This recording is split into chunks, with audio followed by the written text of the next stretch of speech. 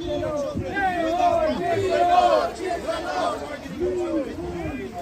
our children alone!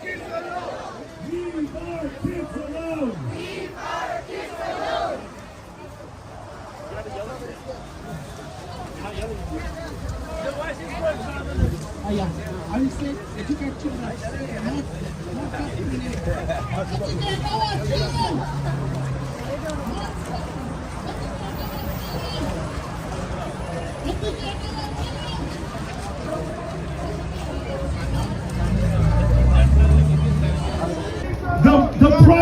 The pride community has all the rights they want. They have the gold treatment in schools. They have flags. They have sidewalk colors. They have assemblies. Anything you want, they have. They have everything. They're not discriminated against. The pride community has everything. Other communities don't. They have a whole month where they exclude people. They exclude people in the month of June. If you don't stand with what they stand for, you're a bigot. Many of us supported Prime Minister Trudeau. Many of us supported him. Many immigrant communities supported Trudeau. And now what's he saying? He's saying that Muslims are being brainwashed. We're not brainwashed. Takbir! Takbir! One day, their own children, the children of these perverts, will look back on the berserk, insane, absurd, twisted, evil priorities of their forefathers in this land. And they'll be shocked and confused with bewilderment. Why was it so much of a priority to put a gay man in a dress in front of my kids to read them a story? Why was it so important for boys and girls to be next to each other? Protect your children at all costs, even if it costs you your life. I'm speaking for myself. If I go to jail because I'm charged with a hate speech for protecting my child, I go to jail for a damn good reason. Be a man. Do not fear. Assalamu alaikum everyone and welcome back. I'm Sadat. Today I'm joined by my friend Fayyaz, who was very kind to join us, and he's going to be talking about what he observed at the Haya parade, which translates into English as like the modesty parade. And this was more or less, I know they wouldn't want to advertise it as this, but in my view, this is more or less like an anti-LGBTQ kind of protest that happened in Mississauga, Canada. This is part of the Greater Toronto area. And I see this as a reaction to the very aggressive LGBTQ agenda, transgender agenda that is being pushed on the kids in the public schools here in Canada, including on the Muslim students in those public schools. So as you know, I wasn't able to, attend the parade. I had some other commitments, but Fayyaz was able to attend. He got some footage to show us, to give us an idea of what the parade looked like. But before we get into the footage, did you have some general things, any general views or anything you wanted to express? Sure. The one thing I would say is that I don't think it was really anti-LGBTQ. I think it was more pro-children, pro-traditional family. That's really what it was about. Okay. That's really what it was about. It was not about hate. It was really about supporting our children and expressing and demanding our rights as parents to, really to raise our children the way children should be, as kids. Right. Maintaining and protecting their innocence. Yeah. Now, some of this footage doesn't capture the full scope of the crowd that was there, but you told me that there were hundreds of people there. Oh, absolutely. First of all, for me, this is kind of a game changer on a local level. Because, even 2, 3, 4 years back, let alone 10 years back, it seemed to me like Muslims were very passive. Canadian Muslims were very passive on this issue. It doesn't mean we agreed with any aspect of the LGBTQ agenda. However, I think Muslims parents just thought this isn't something that's going to affect our kids. Our kids know better. We know better. That's common sense. But now they are reacting. And initially, I think from what I saw, the organization of this parade initially kind of suffered a few setbacks. Logistically, there were some problems. They had misspelled, it was originally, as you remember, the Haya parade, P-R-A-D-E. Sounds perfect with a Desi accent, but, so my point is, I didn't expect that they were going to have much of a turnout. That's the truth. Oh, That's the truth. okay. Well, I thought a couple of dozen people, right? A couple of dozen people. But when you showed me the footage and when you told me there were hundreds, I was quite surprised. So any comments on just the number of people and what your thoughts were when you arrived? Well, I mean, a few things. Number one, it was nice to see there were literally hundreds of people there. It was also generational. And what I mean by that is we were seeing Muslims and non-Muslims. Well, and that's a third point. But the second point when I mean generational, I mean there were grandparents, there were parents, there were children, there were teens, there were people from all ages there, hand in hand, united families together in support of protesting these new changes they're trying to bring into the public school education system. And the other point I alluded to already was there were a lot of non-Muslims over there, and that was so heartwarming, and I'm being very honest here. There was no conflict, there was no animosity, antagonism. We were there, they were there, we were together, and it was one of the few times we saw multi-faith groups working together in a positive way for a common goal, a common cause. Awesome. Let's jump into the footage and just give the viewers an idea of the kind of crowd that was there. Absolutely. So I'm already seeing some interesting banners. Please don't mess with our children. Again, and that's the common theme. Again, this is all about supporting and defending our children. This is not to target a particular group. This is not about hate. It is really about protecting our families. That's all it is.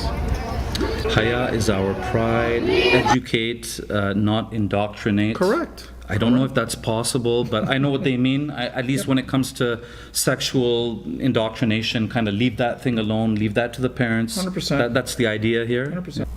It was very nice also to say that, despite so many immigrants, that we were claiming a stake in our country. I was born and raised here. My parents were immigrants.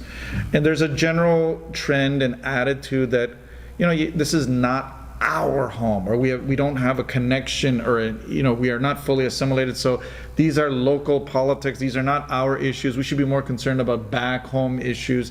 There has never been, like a lot of the Muslim immigrant population never fully integrated or assimilated and took a stake or made staked a claim into this country. Not so over here. Clearly, we were raising our voices. We were visible. We were, making taking a stand. Like I said, claiming our right as equal citizens with everyone else, and that we have just as much of a voice. We have the same liberties as everybody else, and it was so empowering to see.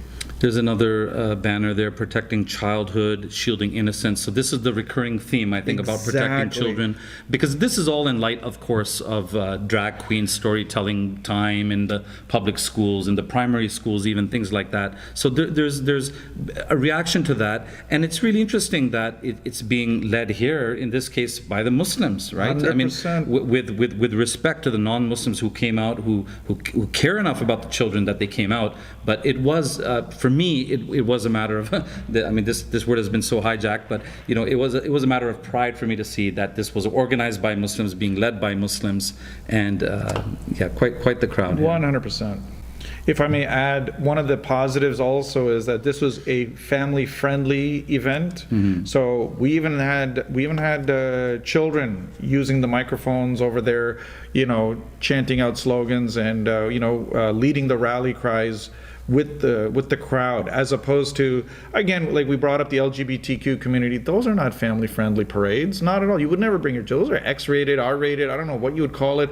Alhamdulillah, I've never been there, but I've heard some of the stuff that goes on. People inappropriately dressed, and it's just, it's an insult to the word family. Period. Whatever is your definition, don't tell me that that's family. Family means children. Family means grandparents. Family means people of all ages, and that's not family. Whatever. I don't care whose definition it is. I'll be the first one to condemn that. But this, in contrast, mashallah, was absolutely about family.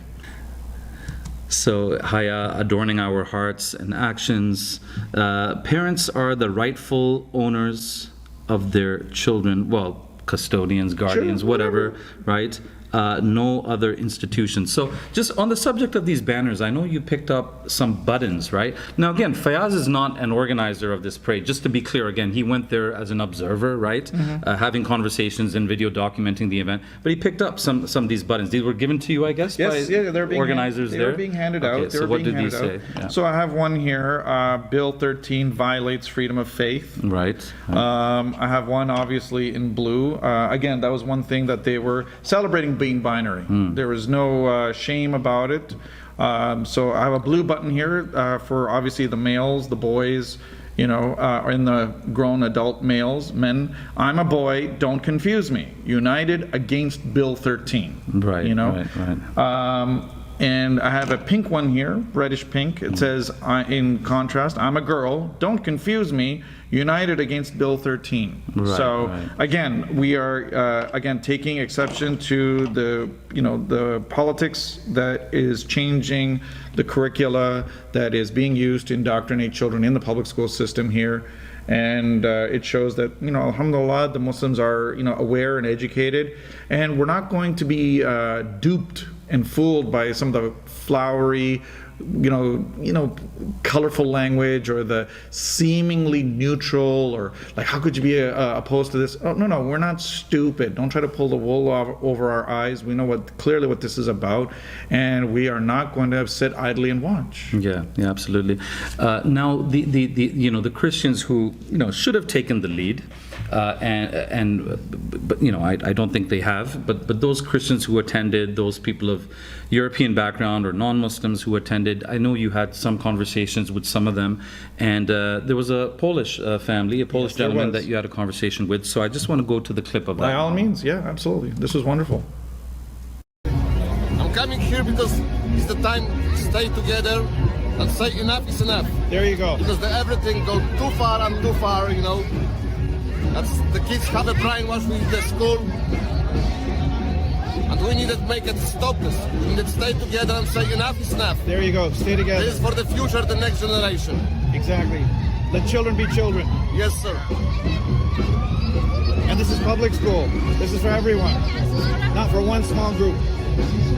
That's why we need to go together, brother. There you go. There you go. Happy to have you. Welcome. Thank you for you coming too. Thank you. I love you. I love you too. Now, some of these images weren't kind of imaginable just even a short while back, right? Like, this has brought people together who otherwise perhaps would not have been really united on anything else. Well, the image over there, I don't know if you noticed, there was the man's son, the gentleman's son, and his wife. They were together, again, family. So as you said, a multi-generational thing going on. Yes. But, you know, they were. It was a very positive atmosphere. It was his family to join other families, united on a cause, and he was happy to be there. Like, think about it, this was also Saturday, the middle of the weekend. Like, you know, rather than going out to a park or a barbecue on a trip, an excursion, sleeping in, they took time. This is how important it was for some people. It also means that families like that can know, inshallah, they can know and they can trust that when you have a Muslim organized parade, and when it's for an explicitly, well, I can't say explicitly religious purpose, but it is our religious values primarily here that are bringing us together. You can count on that parade being family friendly. It's not like, you know, F off or F Trudeau, this and that. Now, you mentioned there were some signs there like that, but it wasn't Muslims who brought those signs, right? Yes. It was, you know. Yeah, no, I mean, like, this is no secret. There were a lot of protests. I mean, again, because our Prime Minister, Justin Trudeau, is the one who has initiated these changes. A lot of the protesters there were also very anti-liberal. I'm not going to speak on political issues or on any particular party per se, personally. You know, that's a separate conversation.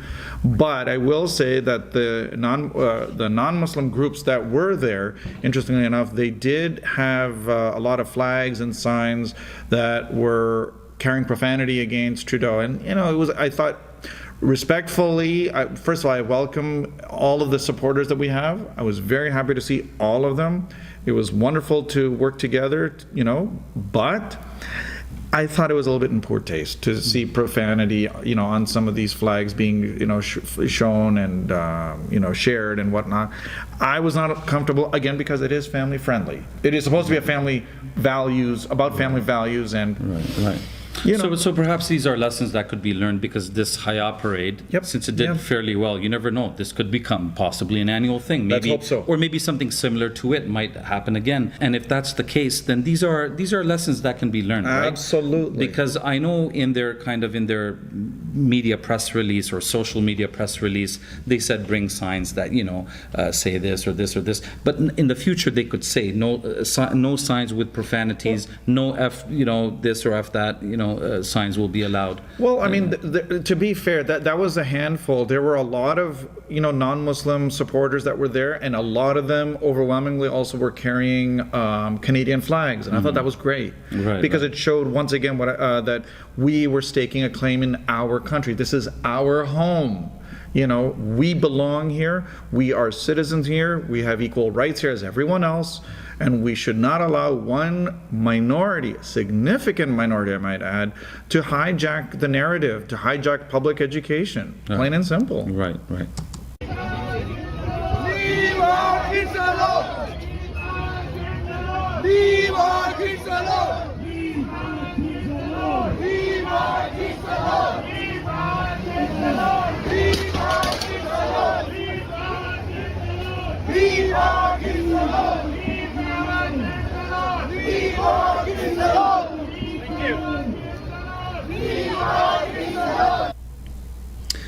Okay, now there's a reason I paused the video here, because I wanted to kind of surprise you with this fellow that you caught on video. Do you know who this is? No, I don't. I didn't expect you to know, and this is, I think, an area where just the Muslim community in Canada on the whole can also improve. Is like, I find that sometimes, I'm not talking about you, I'm talking about just the Muslim community in general, that we're a bit naive as well too, in the sense that we don't really know who our enemies are.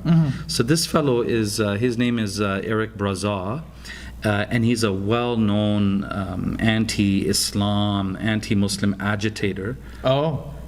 So here you can see Toronto man, sentenced for hate crime against Muslims. Oh. Yeah, this guy's a real piece of work. So especially post 9/11, when all the Islamophobes kind of, came out of their holes and they were having a real blast criticizing Islam and Muslims. This guy orchestrated a whole bunch of things with Sun Media, Rebel Media, really promoting him, walking into an Islamic bookstore, finding a book that supposedly is advocating wife beating, as he puts it. Ironically, he was actually arrested for assaulting a Muslim woman, right? I only laugh because at the irony of the whole thing, that somebody who is so concerned about our women, he's so concerned about your wife, your daughters, right? So much so that he'll attack her. Oh, he himself has, physically assaulted, threatened, harassed a Muslim woman. So I mean, this is an issue now we might have to think about in the coming years, is that as we slowly start getting out of bed with the left wing, with the liberal types, we don't want to just, blindly jump into bed with the right wing either, right? Not all of these people are our friends. We don't want to make the same mistakes we made post 9/11.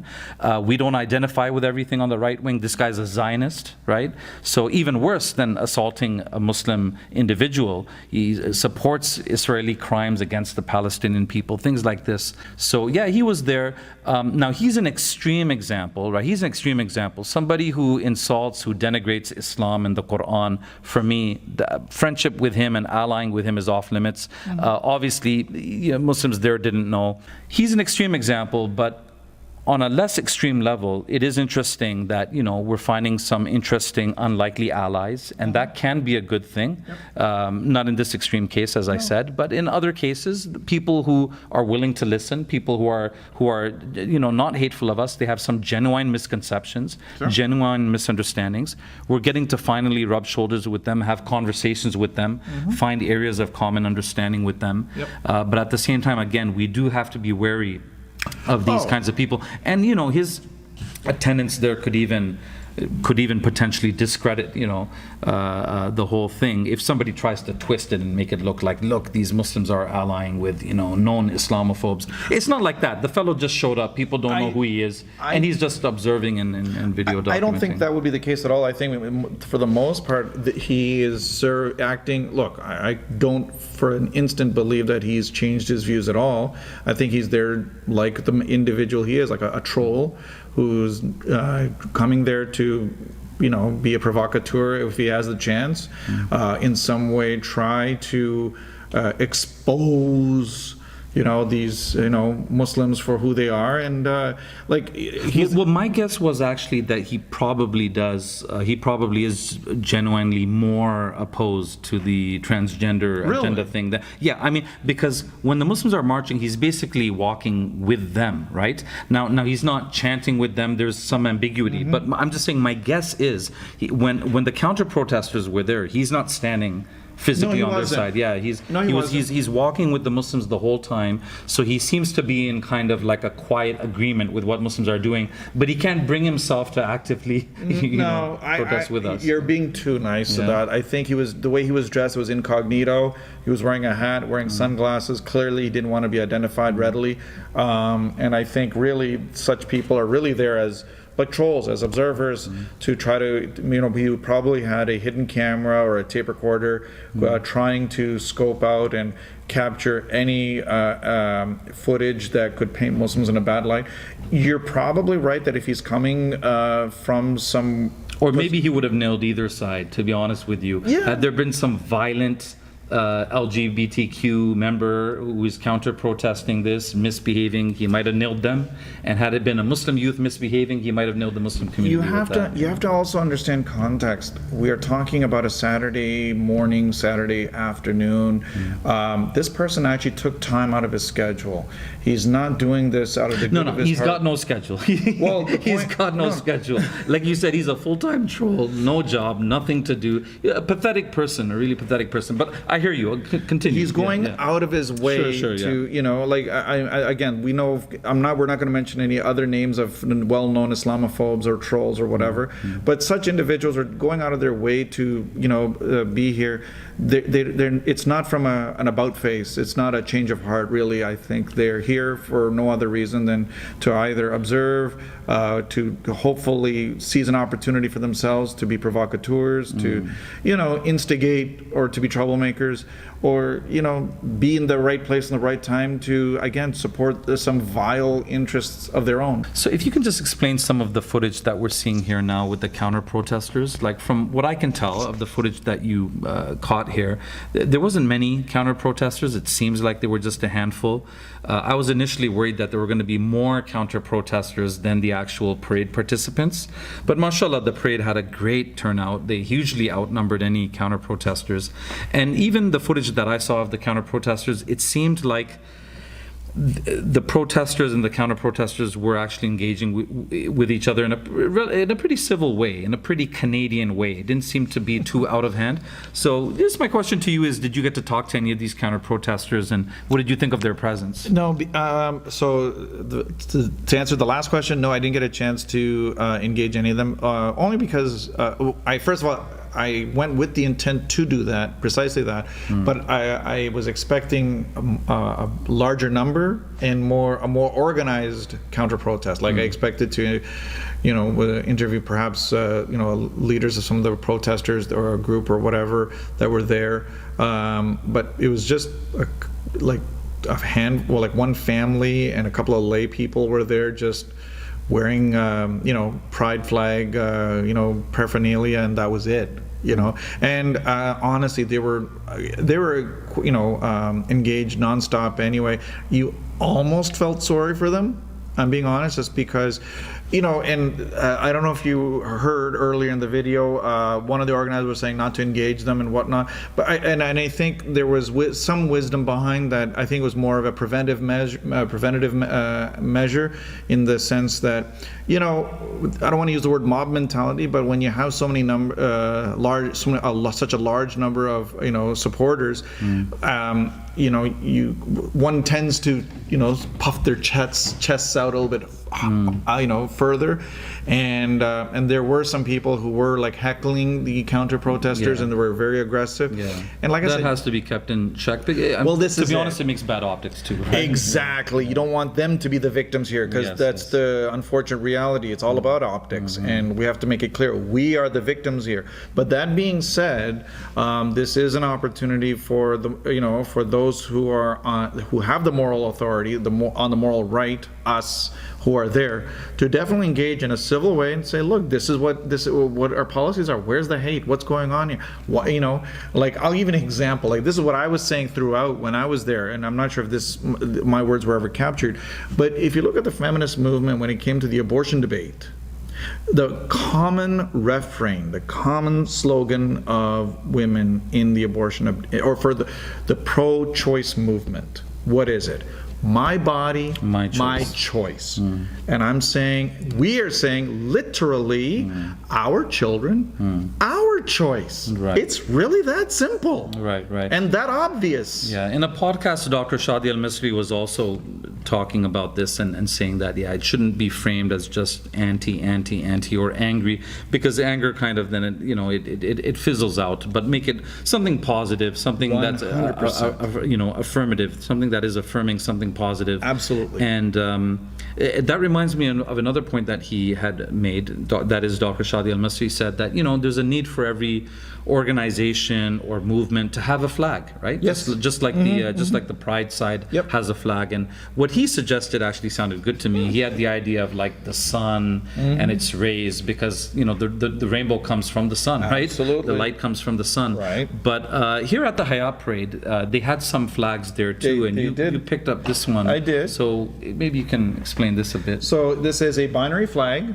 and I'm very proud to have gotten a hold of one. I actually was given two. I gave one to another family that asked for it, so I was very happy to share. So this is a souvenir I picked up. It's a binary flag, and in the traditional colors of pink for she and blue for he. We're proud of it. Yeah. Binary, absolutely. And at the top you got the fitra. In the Arabic, there. fitra, which is the essence, the nature of anything, Yeah. And that's who we are. Yeah. Now, should these Muslim-led protests or parades, when they're hoping to also, co-opt non-Muslims as well too, should they be using foreign words and Arabic words like fitra or Haya? Like the parade itself is called Haya Day Parade. I think you had some hesitation about that. I felt good about it, but what did you think? Well, that's $1 million question. I had a chance to have a conversation with a young rising star imam in our community. Wonderful brother, and I'm proud to call him a friend. And in my engagement with him, I discussed this event, and he said he had concerns about it because it's confusing. What does Haya mean to the lay person, to the average Canadian? Again, it's about verbiage, it's about marketing, this is about language, and it's about getting your point across, and it has to be a simple, direct, and an instant triggering of a reaction. So yes, it is organized by Muslims, but we are trying to target and incorporate support from the population at large. So what does Haya mean to a non-Muslim? See, that's the thing. And he suggested it should have been Family Day or Family Values Parade or Children's Rights Parade or, parents, something positive, evoking that very simple message, very direct, focused, clear, no ambiguity whatsoever. And that's the thing that he had emphasized. And I actually agree with him. I have nothing against the meaning of Haya. I have no issues whatsoever with what it represents. It's just simply looking at big picture. I respect that. I respect that opinion. 100%. I understand where it's coming from. 100%. But I would still, I think, respectfully disagree. I would still say that we are allowed to. Yeah, we're allowed to. Yeah, we're allowed to disagree on this. I would still say, and we are binary after all. Family Values Parade or Rights of Children Parade. Number one, for me, that's too generic sounding. Okay. Number two, there's always ambiguity, like children's rights, what transgender, trans kids' rights, who's right, what children rights, right? There's always going to be some kind of ambiguity. Look, just a few years ago, you asked me, what does two-spirit mean, and what does this mean, and transgender, and binary, non-binary, and this, what is cisgender, I would have had no clue, right? So just as we're learning this new terminology, let's introduce some good terminology. Fair enough. Let's put that little small Muslim stamp on the parade. Actually, that's a good point. Yeah, Muslims are organizing it. Put that Muslim stamp on the parade. And Haya is a short word, and easy word, and Make it let part Muslims of, learn it. Make it part of our It's- vernacular. Who in Toronto doesn't know what halal means? There I mean, you go. even out of the non-Muslims, not just halal, Fayyaz, haram. There you Many go. of them know what they know even what haram means, right? Alhamdulillah. So let's introduce our terminology and put that Muslim stamp on it. I like that. I'm okay with that. 100%. And on that note, actually, I also leaned into my friend. Like I said, he's an up-and-coming star, a local imam, but an up-and-coming star in the community. And I asked him about his involvement or lack thereof. Like, how come you weren't there? We need people like you to be a part of it. Yeah. And he made a very good point. And and this is where again, we have to sit down and listen and have real engagement. Now, he said, the thing is, we weren't consulted. We weren't consulted. He didn't receive a phone call, and they aren't sure who these organizers were. And this is where the organizers need to also reach out. But in his opinion, he said they should be engaging the senior leadership of the Toronto Muslim community. The reason why he said, and not unknowns like me, even though he recognizes that he is a khatib, he is a local imam, he is involved with youth activities and whatever else, and he is making a name for himself. And like I said, I'm proud to call him my friend. But he said we need established senior leadership involved, because no one can then throw shade at them or accuse them of being troublemakers or them having some kind of secret agenda or them and they have their own established congregations as well. So they are recognized, they are the pillars of our community.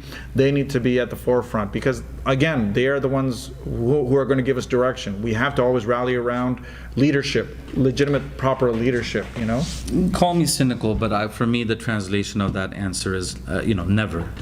Because if we're going to wait on, I'm sorry, but if we're going to wait on, Canadian Council of Imams to endorse something good in this area, I don't know if that's going to happen. Although, I don't want to sound like a complainer all the time. So the Canadian Council of Imams signed on to that document, Navigating Differences, and I was very happy. I had to rub my eyes and look twice. I had to look at the really Canadian Council of Imams. So I guess, with the American imams, at least some of the American imams leading the way on this, yes. Canadian Council of Imams signed, and unlike some people who weren't fully satisfied with that document, or they felt it didn't go far enough, I was actually very happy. I thought this was a positive step in the right direction. So I agree. Never say never. The senior leadership, senior imams, Islamic leadership in Canada, we're waiting on you. We're waiting on you to lead us. We're waiting on you. And until you lead us, people are just going to freelance it. This is how it's going to have to be, right? In fairness, I have to also point out, and it's hard for me, this is difficult for me to say, but I also empathize with the imams who are trying to avoid additional limelight, because especially post 9/11, I recognize that they're family men, so that means they have wives, they have children. Their salaries these are not rich people. These are not powerful people with political support behind them. These are working class individuals like you and I, who are trying to eke out a living being Islamic leaders or preachers or khatibs or du'at, whatever you want to call it. And unfortunately, because of the hostile environment that they experience, they're literally monitored, I'm sure, by the government agencies, CSIS, whomever, FBI, TSA. Their travel is monitored. They have so much at stake. I recognize that. I empathize. And all I can say is yes, but that's why the reward for doing so, for standing up, is so high. That's why the Imam Ahmeds and the Imam Maliks are still to this day spoken of in glowing terms, and that's what we need now. We need the Imam Ahmeds of our time to rise up and speak truth to power. This is why the Prophet said in a very famous hadith that Hamza radhiyallahu anhu is the greatest of martyrs, and the one who speaks truth to a tyrant is a martyr like him.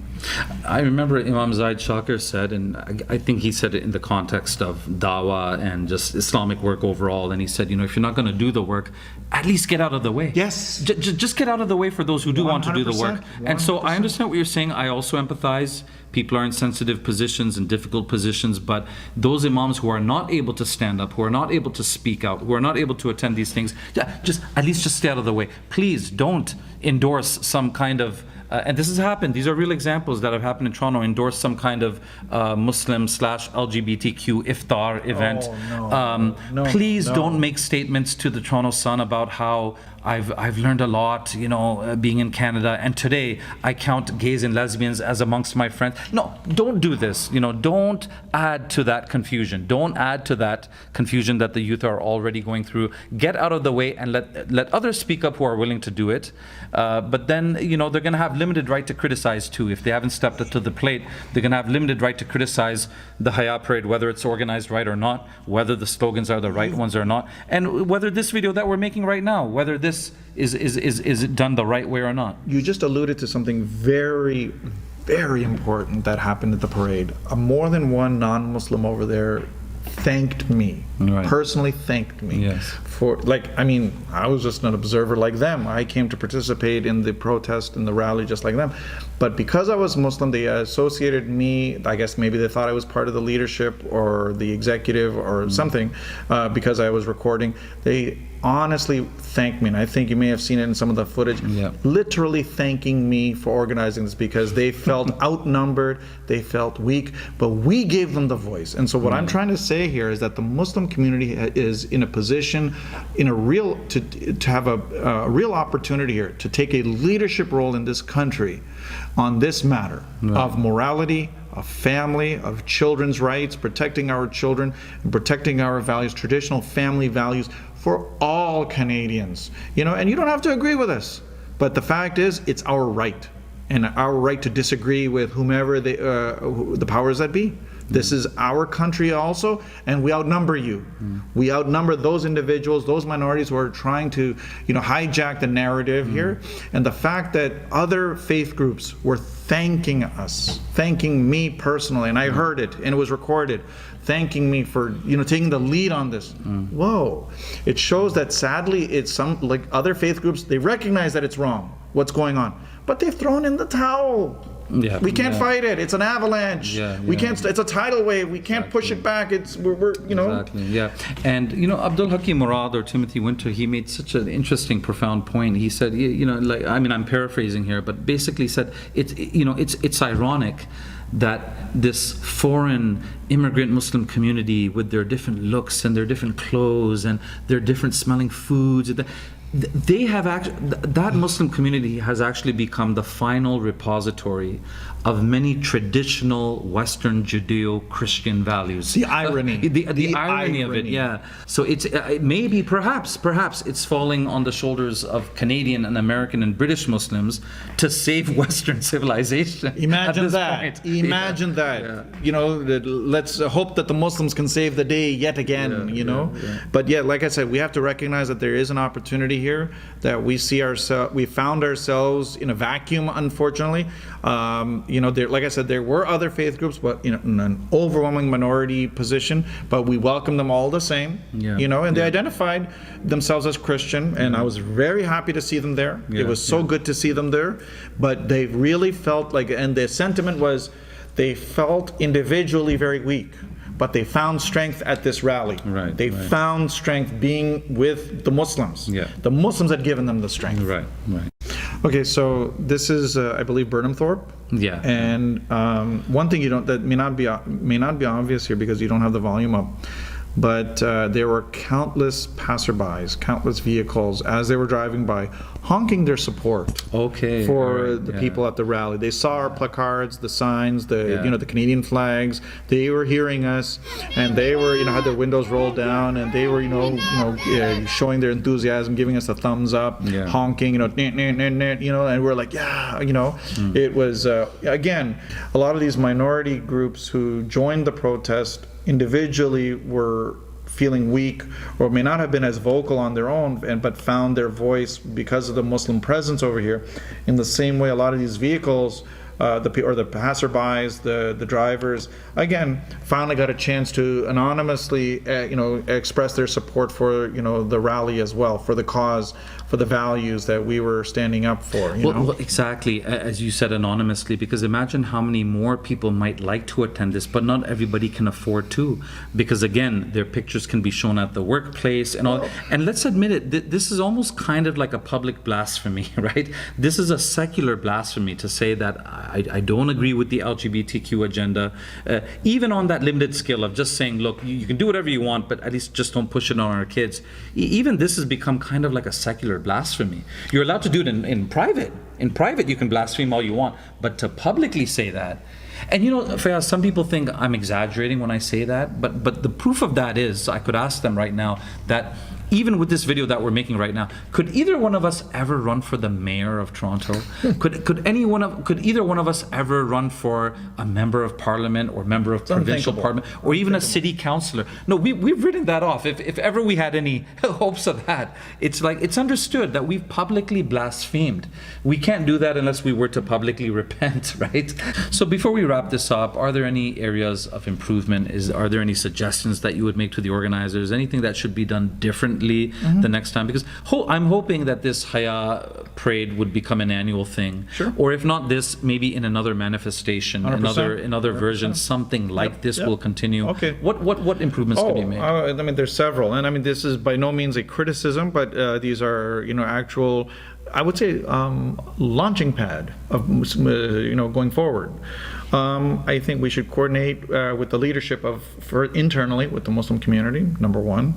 Coordinate, form a coalition with other faith groups, because there were actually, I don't think I mentioned this, but there were also Sikhs there too, visible Sikhs. Okay, no, you didn't. There were Sikhs over there. They had a flag, and I fist bumped them as well. It was very nice to see. Interesting, because I've been told on a side note that there's nothing explicitly against homosexuality in the Guru Granth Sahib, but even if from a cultural perspective they're opposed to this, they were there. Or from a logical perspective or a scientific perspective, right? I mean, I don't even think you have to be religious in order to oppose this. No, they were there, and you know, I recognize them. Like I said, we fist bumped, you know, thanked them, you know, for coming. So we should try to form a coalition, you know, with those groups who are sympathetic to these values, which is completely fine. Part of our religion, that we support, you know, Islamic values like these, that where there is common ground, we should absolutely stand firm on these points. And if we can get a coalition from people and say, look, we are, you know, coordinating it, or either launching a program like this or having an event like this, could you join us? Would you be willing to, you know, join us? Again, discussing the topic. We're not trying to talk about, you know, missionary work or evangelical work or dawah work necessarily, like explicit dawah work. This is supposed to be addressing one specific issue. So number one, internal coordination with internal leadership. Number two, coordination with external leadership, form a coalition. Three, better marketing. You know, like we talked about the parade, the misspellings, you know, that really does give us a bad name, you know, and in spite of that, like, I mean, that's a positive sign that so many people showed up in spite of the you know, the lack of verbiage, the cohesive language and whatnot. Just on the point of promotion, how that can be improved. I mean, I haven't yet seen any videos uploaded to YouTube about this Haya parade. Maybe there will be, but you did mention that they had their own recording going on as well too. Yes. So I'm just wondering if perhaps they can use that recording in the promotion for next year's Haya parade if they hold another one. Right? Absolutely. And the other thing they could do is, like, sympathetic YouTubers, you know, and influencers, social media influencers, invite them along and bring them forward and say, look, please, can you help us out here? You know, this is what we're talking about. We have the NCCM, National Council of Canadian Muslims, I believe. You know, again, they're a legal body, but they are, you know, you know, they are Muslim. We should try to engage them and see if we can get support from them. When it came to the marketing, again, work on the language. Like, for example, here, I'm a boy, don't confuse me. I'm a girl, don't confuse me. Right. So I was cool with those slogans, but you had some hesitation about that. Yeah, because again, I'm a boy, don't confuse me. I'm a girl, don't confuse me. That suggests maybe I'm stupid. You know, perhaps that I'm not, you know, like that it's very easy to throw me off or whatever. No, I think better language should be like, you know, hands off our children.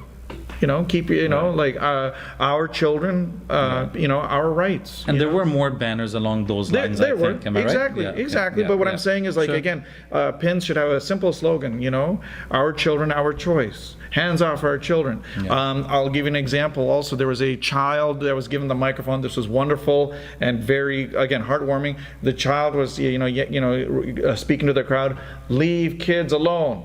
And then we were repeating, leave kids alone. And I was thinking, I think it would have been even more powerful if the child was saying, leave me alone. Leave me alone, or leave us alone. Because he's the child. Right. He's the one who's being targeted in the schools. Yes. He should be the one saying, on a very from within as a person, leave me alone. Right. And that really puts the the moral authority on our side, and it puts the opposition on defense, and makes them look sinister. Yes. And that's the point. It's all about, again, optics. It's all about the verbiage, the language. So better language, powerful language, simpler language. Don't confuse me. Possibly suggest that we're not that intelligent, or you're confused now, or is that's all it takes? No, it's not about confusion. Stop attacking. Stop stealing our children's innocence, or again, hands off our children. I mean, again, what I'm saying is better planning for the future, improved language, improved verbiage. And I think that's a very good start right there. Right.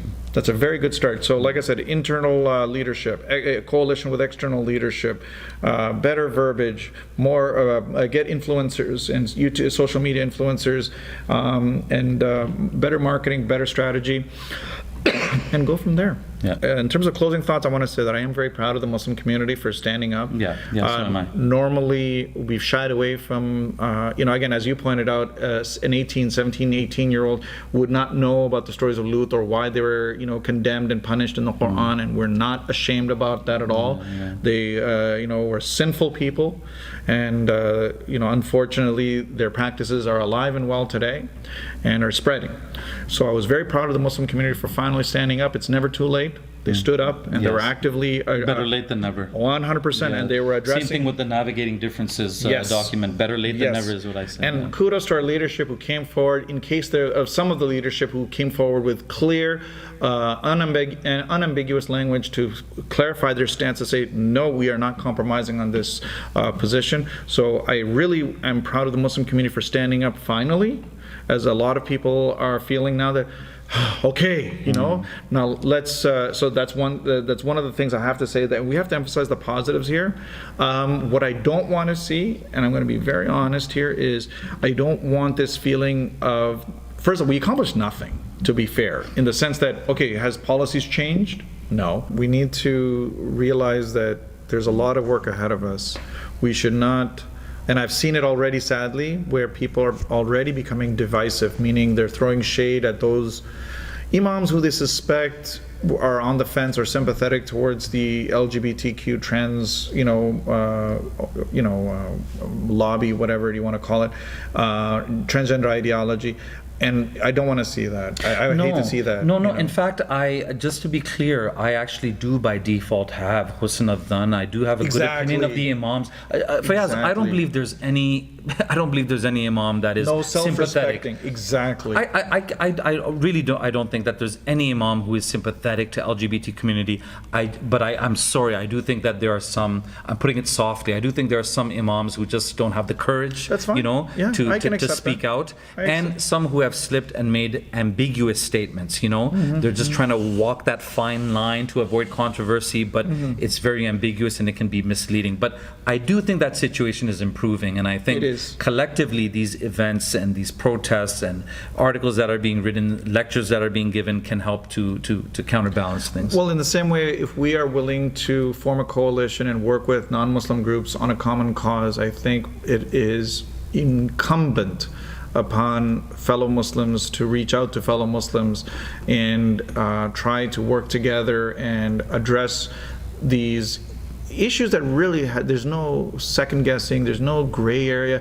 It's very crystal clear. There's no sectarian divides within Islam, let's say, on these issues. There's no ambiguity on this. There's in the same way there's no ambiguity on other moral crimes, whether it's stealing or lying. In the same way there's no ambiguity over here. And again, we have to recognize that there is some sensitivity because of the amount of pressure and scrutiny that Muslims have been under since 9/11. But again, it's with love and positivity and rahmah that we will bring everyone together, and we have to just simply look ourselves in the mirror and say, look, if we are willing to work with non-Muslim groups and take the leadership role, then let's especially try to do more internally with the Muslims that we have in our community, and that includes the leadership. They make mistakes, that's fine.